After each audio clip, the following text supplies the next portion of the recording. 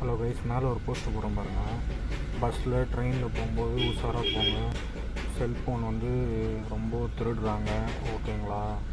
மேலே ஒரு போஸ்ட் போகிறோம் பாருங்கள். அதில் எப்படி திருடுறாங்க மட்டும் பாருங்கள். ட்ரெயின் கிளம்புற நேரத்தில் 2 டோர் மூடுற சென்ட்ரு கேப்பில் அந்த பொண்ணு நோண்டிகிட்டே இருக்குது. டப்புன்னு ஃபோனை தூக்கின்னு போயின்னே இருக்கான். அவ்வளோதான், ஒன்றுமே பண்ண முடியாதுங்க. டோர் அன்லாக் ஆகிடுச்சுன்னா டோர் ஓப்பன் பண்ண முடியும் சொல்லுங்கள்? டோர் அன்லாக் ஆகிடுச்சுன்னா ஒன்றுமே பண்ண முடியும், ஓகேங்களா? அதனால் பார்த்து யூஸ் பண்ணுங்கள்.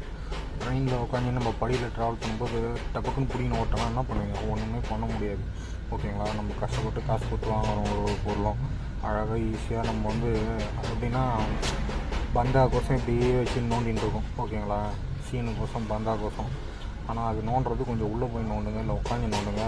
அதாவது முக்கியமாக படியில் நின்று நோண்டவே நோண்டாதீங்க.